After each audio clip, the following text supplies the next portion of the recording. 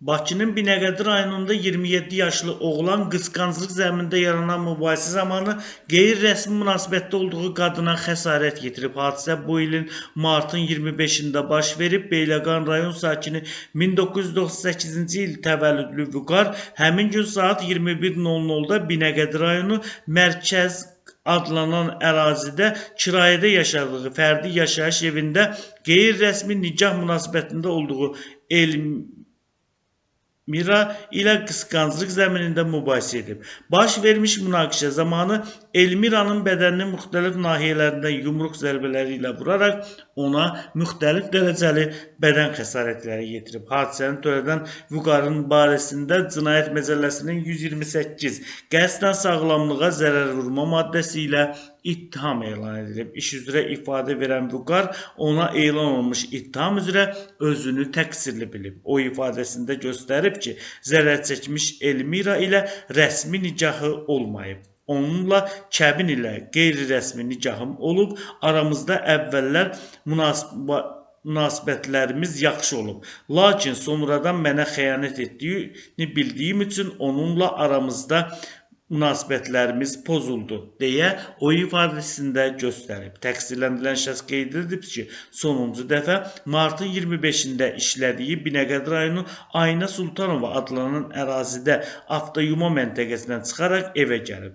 Həmin gün saat təxminən 21 radələrində yaşadığım Binəqədi qəsəbəsində yerləşən evin giriş hissəsindən pəncərənin qarşısında evin giriş qapısına tərəf gəldim. Evə keçmək istəyərkən bu zaman pəncərədən Elmira'nın mobil telefonla kiminləsə yazışdığını gördüm. Qapını döyərkən pəncərədən baxdım və gördüm ki, özünə məxsus mobil telefonu yatağın üzərində olan yastığın altında gizlədir. Bu zaman əmin oldum ki, o kiminləsə yazışıb, bunu məndən gizlətmək üçün edib. Daha sonra Elmira gələrək qapını açdı. Mən içəri daxil oldum, yataq otağına keçərək yastığın altında olan Elmira'ya məxsus mobil telefonu götürdüm və ona verdim ki, telefonun kilidini açsın, kiminlə danışdığını mənə bildirsin. Bu zaman Elmira özünü itirdi, məndən bunun nə səbəbə etdiyini soruşdu. Elmira'ya təkrar olaraq mobil telefonun kilidini açmasını bildirdim. O mobil telefonu açaraq mənə verdi. Onun mobil telefonuna nəzər keçirdikdən sonra TikTok sosial şəbəkəsinə daxil oldum. Bu zaman sosial şəbəkənin mesaj bölümündə tanımadığım oğlanla Elmira'nın yazışmasını, həmin yazışmada görüşmək istəmələri barədə mesaj hissəsini müəyyən etdim. Bu zaman əsəbi olduğumdan Elmira'nın sağ qoluna və əlinə, həmçinin sol bazu nahiyəsinə yumruqla bir dəfə zərbə vurdum. Elmira həmin zərbədən sonra qaçaraq mətbəxə keçdi. Mən də əsəbi olduğum üçün evi tərk etdim. Daha sonra məlum oldu ki, Elmira baş vermiş münaqişə ilə bağlı Binəqədi rayon polis idarəsinin 43-cü polis bölməsinə gedərək ərizə ilə müraciət edib, deyə təqsirləndirilən şəxs qeyd edib.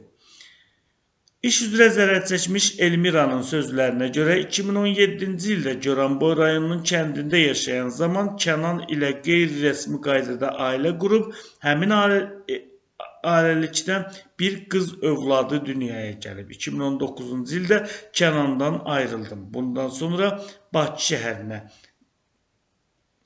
şəhərinə də qız övladım ilə birlikdə yaşadım. 2021-ci ildə Vüqar ilə qeyri-rəsmi qaydada ailə qurmuşam. Həmin ailəlikdən ikinci qız övladım dünyaya gəldi. Biz ailəlikdə Vüqar ilə birlikdə Binəqədi qəsəbəsi mərkəz adlanan ərazidə yerləşən Qızıl Marketin yaxınlığında yaşayış evində kirayədə yaşayırdıq. Vüqar ilə yaşadığımız müddətdə aramızda dəfələrlə xırda mübahisə və münaqişələr baş verirdi.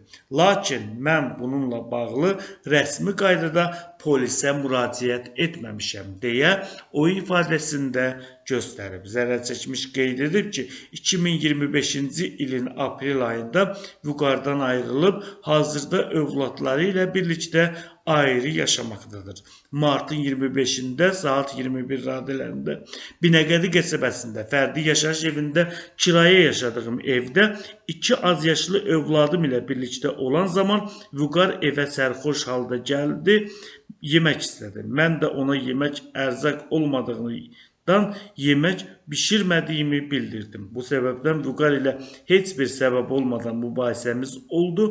Daha sonra mübahisə zamanı Vüqar üzərimə gəldi, yumruqla bədənimin sağ və sol qoluna vurmağa başladı. Mən onun zərbələrindən sonra yerə yıxıldım. Bu vaxtdan yataqda olan övladlarım səs-küyə oyandılar, Vüqarla barışmamışam deyə zərərçəkmiş qeyd edib.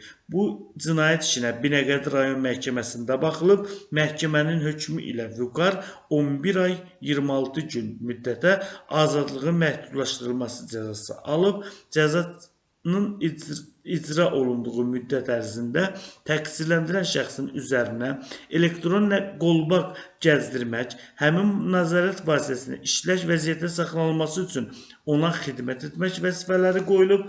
Bundan əlavə, onun cəzasını icra olunduğu müddət ərzində yaşayış yerini gecə saat 22:00-dan səhər saat 07:00-a tərk etməsi qadağan edilib. Onun bu müddətdə yaşadığı Bakı şəhərinin hüdudlarını tərk etməməsi tapşırılıb.